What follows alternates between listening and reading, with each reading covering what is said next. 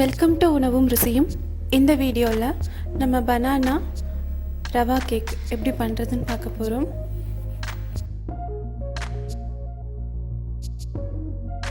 First ஒரு cup பாலில் ஒரு ஸ்பூன் லெமன் ஜூஸ் கலந்துட்டு 5 நிமிஷம் அப்படியே நம்ம வச்சிடலாம்.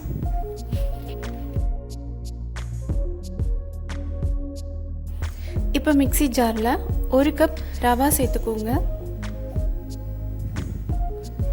சேர்த்துட்டு நல்லா அரைச்சிட்டு வந்துடலாம். பாருங்கள், நல்லா அரைச்சாச்சு.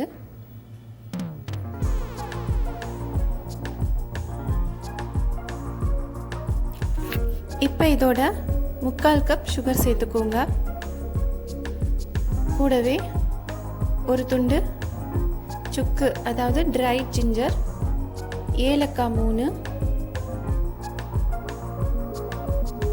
பட்டை 3 பீஸ் சேர்த்துருக்கேன். இப்போ இதை திரும்ப நல்லா நம்ம அரைச்சிட்டு வந்துடலாம். பாருங்க, எல்லாமே நல்லா பவுடர் ஆயிடுச்சு. பாருங்க,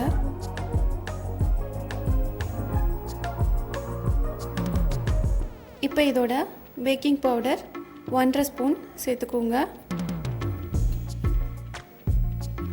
பேக்கிங் சோடா 1/2 டீஸ்பூன் சேர்த்துக்கோங்க. சால்ட் 1/4 டீஸ்பூன் சேர்த்துக்கோங்க.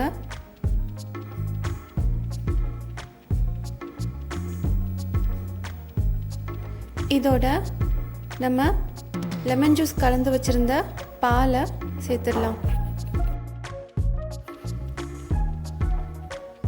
இப்போ இதை நல்லா கிரைண்ட் பண்ணிட்டு வந்துடலாம். இப்போ பாருங்க, எல்லாமே நல்லா மிக்ஸ் ஆயிடுச்சு.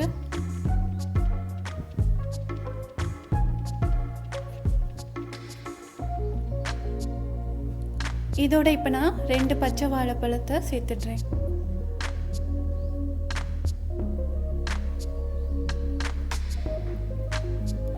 இப்போ இதை நல்லா அரைச்சிட்டு வந்துடலாம். பாருங்க, நல்லா அரைச்சாச்சு. இப்போ இதோட நான் 1/2 கப் அளவுக்கு ரிஃபைண்ட் ஆயில் சேர்த்துருக்கேன். நீங்கள் இதுக்கு பதிலாக பட்டர் கூட சூஸ் பண்ணிக்கலாம். இப்போ நம்ம ஆயில் சேர்த்ததுக்கு அப்புறமா திரும்ப நல்லா இதை கிரைண்ட் பண்ணி எடுத்தாச்சு.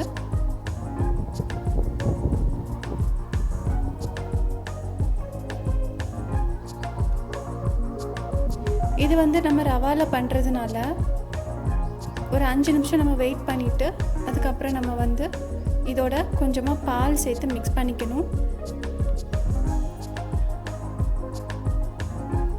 ஏன்னா நம்மளோட மாவு டைம் ஆக ஆக ரொம்ப திக்காயிடும்.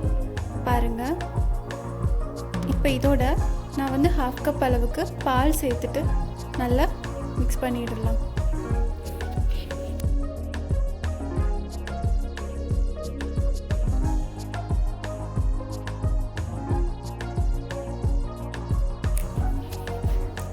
நல்லா மிக்ஸ் பண்ணிக்கோங்க.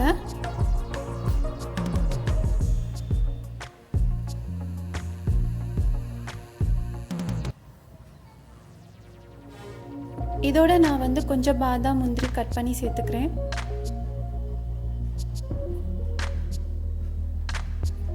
சேர்த்துட்டு இந்த மாதிரி நல்லா மிக்ஸ் பண்ணி வச்சுக்கோங்க. இப்போ பேக் பண்ணுறதுக்கு நான் இட்லி பாத்திரம் எடுத்திருக்கேன். அது கீழே உப்பு, சால்ட்டு சேர்த்துட்டு ஸ்டாண்ட் போட்டு நல்லா க்ளோஸ் பண்ணிவிட்டு ஹை ஃப்ளேமில் வச்சுக்கோங்க.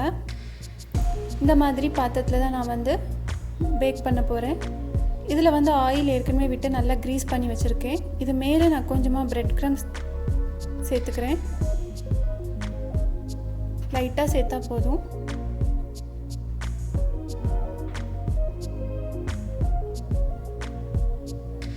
இது மேலே கூட கொஞ்சம் முந்திரி பாதாம் கட் பண்ணி சேர்த்துக்கிறேன்.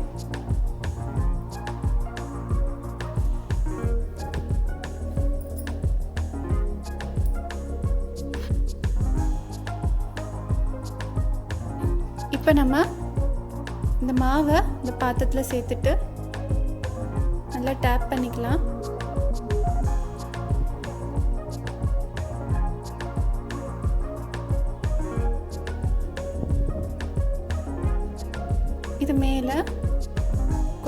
சேர்த்துக்கலாம்.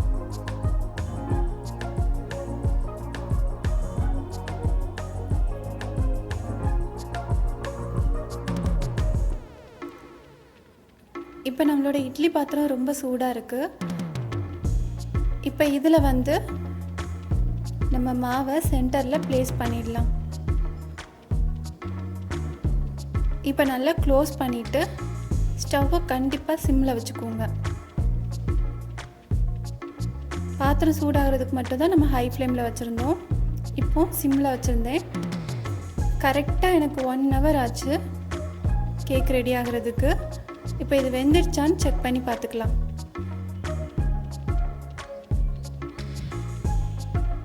இதில் ஒரு கத்தி இல்லைன்னா இந்த மாதிரி டூத்பிக் வச்சு இந்த மாதிரி குத்தி பார்த்துக்கோங்க.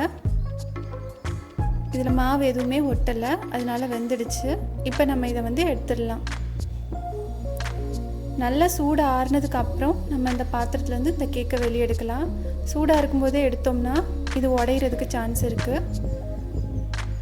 எனக்கு பேக் பண்ணுறதுக்கு பார்த்திங்கன்னா கரெக்டாக 1 hour ஆச்சு. நம்ம மாவோட அளவை பொறுத்து நமக்கு டைம் எடுத்துக்கும்.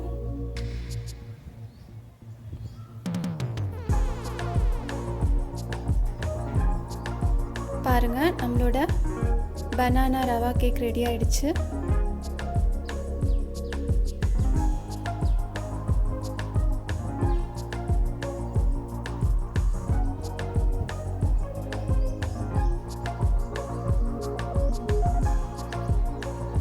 இப்போ இதை நம்ம பீஸ் போட்டுடலாம்.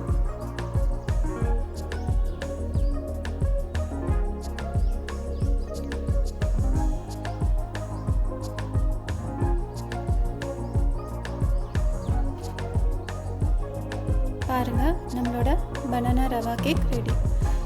இந்த வீடியோ உங்களுக்கு பிடிச்சிருந்தா லைக் பண்ணுங்கள், ஷேர் பண்ணுங்கள். புதுசாக பார்க்குறவங்க சப்ஸ்கிரைப் பண்ணுங்கள். எங்களோட இந்த வீடியோ பார்த்ததுக்கு ரொம்ப நன்றி.